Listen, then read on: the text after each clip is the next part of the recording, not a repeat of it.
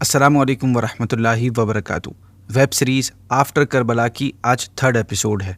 Viewers, کل ہم نے امام علی مقام امام حسین رضی اللہ تعالیٰ عنہ کے سر مبارک کی چند کرامات سنی تھیں جو یزید تک پہنچنے کے دوران سفر، جو راستے کا سفر تھا، اس میں ظاہر ہوئی تھی۔ آج ہم سنیں گے کہ جب مدینے والوں کے پاس آپ رضی اللہ تعالیٰ عنہ کی شہادت کی خبر پہنچی تو مدینے والوں پر کیا گزری تھی۔ ناظرین، یہ اس ٹائم کی بات ہے جب ابن زیاد نے امام علی مقام کو شہید کر دیا اور ان کا سر مبارک اس کے پاس آ چکا تو اس نے عبد الملک سلمی نام شخص کو بلا کر آرڈر دیا کہ خود مدینے جا اور عمر بن سعید کو قتل حسین کی خبر سنا۔ عمر بن سعید اس ٹائم پر یزید کی جانب سے حجاز کا گورنر تھا۔ عبد الملک نے اس آرڈر کو ٹالنا چاہا لیکن ابن زیاد کے سامنے اس کی کہاں چل سکتی تھی۔ اس نے اسے جھڑک دیا اور کہا کہ ابھی جا اور مدینے تک خود یہ نیوز پہنچا اور اس بات کو میک شور کرنا کہ تجھ سے پہلے یہ نیوز وہاں نہ پہنچنا پائے۔ پھر ابن زیاد نے کچھ دینار بھی اسے دیے اور تاکید کی کہ اس معاملے میں وہ بالکل بھی لیزینس نہیں دکھائے۔ اس نے یہاں تک کہا کہ اگر راستے میں تیری اونٹنی تھک جائے تو دوسری پرچیز کر لینا۔ عبد الملک ان انسٹرکشنز کے ساتھ روانہ ہوا اور مدینے جا پہنچا۔ مدینے میں پہنچا تو قریش میں سے ایک شخص اس کو ملا۔ اس شخص نے عبد الملک سے پوچھا کہ کیا خبر لائے ہو؟ اس نے جواب دیا کہ خبر گورنر سے کہنے کی ہے۔ یہ جملہ سنتے ہی اسے سچویشن کا اندازہ ہو گیا اور اس نے خود سے ہی کہہ دیا کہ امام حسین شہید کر دیے گئے، انا للہ و انا الیہ راجعون۔ عبد الملک اب عمر بن سعید کے پاس آیا۔ عمر بن سعید نے دیکھتے ہی ان سے پوچھا کہ وہاں کی کیا خبر لائے ہو؟ What about the news of Imam Hussain? اس نے کہا آپ کے خوش ہونے کی خبر ہے، حسین کو قتل کر دیا گیا ہے۔ پھر عمر بن سعید نے اس سے کہا کہ اس نیوز کو لوگوں میں اناؤنس کر دو۔ عبد الملک نے لوگوں میں ندا دی، یعنی آواز دی کہ امام حسین شہید کر دیے گئے۔ یہ خبر لوگوں پر قیامت بن کر ٹوٹی۔ اہل مدینہ کو شدید صدمہ پہنچا، غم کا پہاڑ ان پر ٹوٹ پڑا۔ ناظرین، عبد الملک کہتا ہے کہ میں نے شہادت حسین کی خبر کے وقت جو لوگوں کے غم کی کیفیت دیکھی ہے، ایسی میں نے زندگی میں کبھی نہیں دیکھی۔ یہاں ایک اور بات بھی ہوئی، وہ یہ کہ حضرت عبداللہ بن جعفر رضی اللہ تعالیٰ عنہ، یہ حضرت علی رضی اللہ تعالیٰ عنہ کے بھتیجے ہیں۔ ان کے 2 بیٹے عون بن عبداللہ بن جعفر اور محمد بن عبداللہ بن جعفر رضی اللہ تعالیٰ عنہما، یہ دونوں کربلا میں شہید ہو گئے تھے۔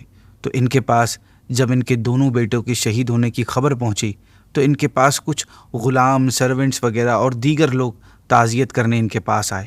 تو ان غلام میں سے کسی ایک کے منہ سے یہ جملہ نکلا کہ یہ امام حسین کی وجہ سے ہوا ہے۔ یہ جملہ سنتے ہی عبداللہ بن جعفر نے زور سے کھینچ کر اسے جوتا مارا اور اسے ڈانٹتے ہوئے کہا کہ خبردار، جو حسین کے بارے میں ایسا جملہ کہا رضی اللہ تعالیٰ عنہ، اللہ کی قسم اگر میں خود وہاں ہوتا تو ہرگز ان سے جدا نہ ہوتا اور یہی چاہتا کہ ان کے ساتھ میں بھی قتل ہو جاؤں۔ واللہ وہ ایسے تھے کہ ان دونوں بیٹوں کے بدلے اپنی جان میں ان پر فدا کرتا۔ ان دونوں بیٹوں کی مصیبت کو میں مصیبت نہیں سمجھتا۔ انہوں نے میرے بھائی، میرے چچا کے بیٹے کے ساتھ ان کی لیڈرشپ میں صبر و رضا کے ساتھ اپنی جان دی ہے۔ یہ کہہ کر آپ وہاں موجود لوگوں کی طرف متوجہ ہوئے اور کہا شکر ہے اس پروردگار کا کہ امام حسین کی مدد میرے ہاتھ سے نہیں ہوئی تو میرے بیٹوں کے ہاتھ سے ہوئی۔ ناظرین، اہل بیت کے دیگر افراد اور امام زین العابدین کے پہنچنے سے پہلے ہی یہ خبر مدینے پہنچ چکی تھی۔ اب ان افراد نے مدینے پہنچنا تھا۔ ان کی مدینے آنے کا واقعہ بتانے سے پہلے یزید کی منافقت کے بارے میں بتاتا ہوں کہ یہ کتنا چالاک اور 2 نمبر آدمی تھا۔ جب امام کربلا کی شہادت ہوئی تو یزید نے اپنے آپ کو قتل حسین سے بری الذمہ ظاہر کرنے کی کوشش کرتے ہوئے حضرت امام زین العابدین رضی اللہ تعالیٰ عنہ کو تنہائی میں بلا کر کہا خدا ابن زیاد پر لعنت کرے، واللہ اگر ڈائریکٹ آپ کے والد اور میرا سامنا ہو جاتا تو جو کچھ وہ فرماتے میں ایکسیپٹ کر لیتا اور ان کو قتل ہرگز ہونا گوارا نہ کرتا، لیکن خدا کو جو منظور تھا وہ ہوا۔ اب آپ مدینے تشریف لے جائیے اور مجھ کو وہاں سے خط لکھتے رہیے گا اور جو بھی ضرورت ہو اسے مجھے انفارم کرتے رہیے گا۔ حالانکہ یہ جو سارا معاملہ ہوا تھا وہ سب اس کے کہنے پر ہوا تھا۔ معاذ اللہ، اس نے سر امام حسین رضی اللہ تعالیٰ عنہ کی جو بے حرمتی کی تھی اور جشن منایا تھا، اور اب حضرت زین العابدین رضی اللہ تعالیٰ عنہ کو وضاحتیں پیش کر رہا تھا۔ انیوے ناظرین، امام زین العابدین اور اہل بیت اطہار کی دیگر افراد کو مدینہ منورہ پہنچانے میں صحابی رسول حضرت نعمان بن بشیر رضی اللہ تعالیٰ عنہ کا سب سے اہم رول تھا۔ آپ ہی نے ان حضرات کی سلامتی کے ساتھ مدینہ پہنچنے کا انتظام فرمایا تھا۔ یہ خوش نصیب صحابی کون ہے، اس کے لیے آپ کو تھوڑا پیچھے جانا ہوگا۔ آپ کو پتہ ہوگا کہ امام علی مقام سے پہلے حضرت مسلم بن عقیل اور آپ کے 2 بیٹے محمد اور ابراہیم کوفہ آئے تھے، اور یہ حضرات کوفہ پہنچ کر بن ابی عبید کے مکان پر ٹھہرے تھے۔ پھر آپ کے آنے کی خبر سن کر جوک در جوک کوفہ کے لوگ آپ کی زیارت کرنے آئے تھے، اور 12,000 سے زیادہ کی تعداد آپ کے ہاتھ پر امام حسین کی بیعت کی تھی۔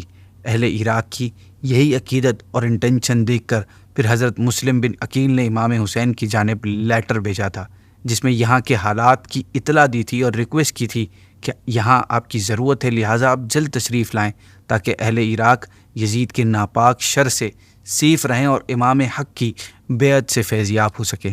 اس وقت حضرت نعمان بن بشیر رضی اللہ تعالیٰ عنہ کوفہ کے گورنر تھے۔ آپ رضی اللہ تعالیٰ عنہ اہل بیت سے بہت محبت کرنے والے تھے، اور اسی محبت کے سبب آپ نے اپنی گورنری کو بھی قربان کر دیا۔ دراصل اس کا واقعہ یہ ہوا تھا کہ جب حضرت مسلم بن عقیل کوفہ تشریف لائے تو آپ رضی اللہ عنہ نے گورنر ہونے کے باوجود اہل حق کا ساتھ دیا اور ان کے خلاف کوئی ایکشن نہیں لیا، جسے دیکھ کر یزید کا ایک حمایتی شخص، اس کا چمچہ، آپ سے کہنے لگا، آپ کمزور ہیں، آپ کی آنکھوں کے سامنے شہر میں فساد ہو رہا ہے اور آپ کچھ نہیں کر رہے۔ آپ نے جواباً فرمایا، رب تعالیٰ کی نافرمانی کروں اور مجھے طاقتور کہا جائے، اس سے زیادہ مجھے یہ بات پسند ہے کہ میں اللہ کی اطاعت اور فرما برداری کروں اور میں کمزور کہا جاؤں۔ خیر، آخر جب مسلم بن یزید حضرمی اور عمارہ بن ولید نے یزید کو انفارم کر دیا کہ مسلم بن عقیل کوفہ میں تشریف لائے ہوئے ہیں اور اہل کوفہ میں ان کی محبت اور عقیدت کا جوش بڑھ رہا ہے، ہزارہ آدمی ان کے ہاتھ پر امام حسین کی بیعت کر چکا، اور انہوں نے ساتھ یہ بھی بتا دیا کہ نعمان بن بشیر نے اب تک کوئی کارروائی ان کے خلاف نہیں کی۔ جب یزید کو یہ بات پتہ چلی تو اس نے حضرت نعمان بن بشیر رضی اللہ تعالیٰ عنہ کو کوفہ کی گورنری سے معزول کر دیا، یعنی ہٹا دیا، اور ابن زیاد جو بڑا ہی بدبخت تھا، جو اس وقت اس کی طرف سے بصرہ کا گورنر تھا، اسے ان کا قائم مقام کر دیا۔ تو یہ تھے حضرت نعمان بن بشیر رضی اللہ تعالیٰ عنہ۔ خیر، آپ رضی اللہ عنہ نے اپنی رسپانسبلٹی کو بڑے بہترین انداز سے سر انجام دیا۔ وہ رات بھر قافلے کے ساتھ اس طرح رہتا تھا کہ سارا قافلہ اس کی نگاہ کے سامنے رہے اور آگے آگے چلے۔ جب یہ لوگ اپنی سواری سے اترتے تو وہ ادب و احترام میں سائیڈ میں ہو جاتا تھا، خود بھی اور اس کے ساتھ والے بھی ہر ڈائریکشن میں قافلے کے ارد گرد پھیل جاتے تھے، جو طریقہ ہوتا ہے کامنلی گارڈز کا۔ اسی طرح ان لوگوں کو راستے میں سہولت دیتے ہوئے، ان کی ضروریات کا، نیسیسٹیز کا خیال رکھتے ہوئے، ان کے ساتھ مہربانی سے پیش آتا ہوا وہ ان کو لے کر مدینے میں داخل ہوا۔ حضرت فاطمہ بنت علی رضی اللہ تعالی عنہا نے اپنی بہن حضرت زینب رضی اللہ تعالی عنہا سے کہا کہ پیاری بہن، یہ شامی مرد سفر میں ہمارے ساتھ بہت اچھے سے پیش آئے ہیں، لہٰذا اسے کچھ انعام دے دیجیے۔ آپ نے کہا، اللہ کی قسم، میرے پاس اپنے زیور کے سوا کچھ بھی نہیں ہے جو اسے انعام میں دے دوں۔ حضرت فاطمہ نے کہا، اچھا، ہم دونوں اپنی جیولری جو ہے پہنی ہوئی وہ انہیں انعام میں دے دیتے ہیں۔ الغرض دونوں نے اپنے کنگن اتار کر اس شامی سپاہیوں کے ساتھ پاس بھجوا دیے، اس پیغام کے ساتھ کہ راستے میں جس خوبی کے ساتھ تم ہمارے ساتھ پیش آئے ہو، یہ اس کا بدلہ ہے۔ اس نے کہا کہ میں آپ لوگوں کی جو خدمت کی ہے، اگر یہ میں نے دنیا کی لالچ میں کی ہوتی تو آپ کے اس زیور سے بلکہ اس سے بھی کم میں خوش ہو جاتا، لیکن اللہ کی قسم، میں نے یہ خدمت اللہ پاک کی خوشنودی حاصل کرنے اور رسول اللہ صلی اللہ علیہ وسلم سے آپ کی جو قربت ہے اس کے خیال میں کی ہے، اور اس نے زیور لینے سے انکار کر دیا۔ ناظرین، قافلہ اب مدینے پہنچ چکا تھا۔ مدینہ منورہ کے لوگوں کو واقع کربلا کی خبر پہلے ہی پہنچ چکی تھی۔ جب یہ لٹا ہوا قافلہ شہر میں داخل ہوا تو مدینے میں ایک کوہرام مچ گیا۔ غم کی شدت میں اہل مدینہ گھروں سے روتے ہوئے نکل پڑے۔ قافلہ سیدھا نبی پاک صلی اللہ علیہ وسلم کے روضہ اقدس پر حاضر ہوا۔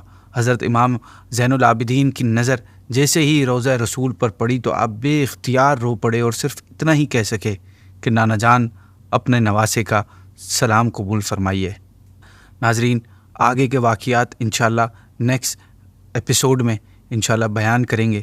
اب ایک اہل بیت کی فضیلت سنتے ہیں۔ چنانچہ حضرت ابو ہریرہ رضی اللہ تعالیٰ عنہ حضور صلی اللہ علیہ وسلم سے روایت کرتے ہیں کہ آپ نے فرمایا کہ جسے یہ خوشی حاصل کرنی ہو کہ اس کا نامہ اعمال کا پورا بدلہ دیا جائے، تو وہ جب ہم اہل بیت پر درود بھیجے تو اسے چاہیے کہ یوں کہے: اللہم صلی علی محمد و ازواجہ امہات المؤمنین و ذریتہ و اہل بیتہ کما صلیت علی ابراہیم انکا حمید مجید۔ اے اللہ، تو درود بھیج حضرت محمد صلی اللہ علیہ وسلم اور آپ کی ازواج مطہرات امہات المؤمنین پر، اور آپ صلی اللہ علیہ وسلم کی ذریت، اولاد اور اہل بیت پر، جیسا کہ تو نے درود بھیجا آل ابراہیم علیہ الصلاۃ والسلام پر۔ بے شک تو بہت زیادہ تعریف کیا ہوا اور بزرگی والا رب ہے۔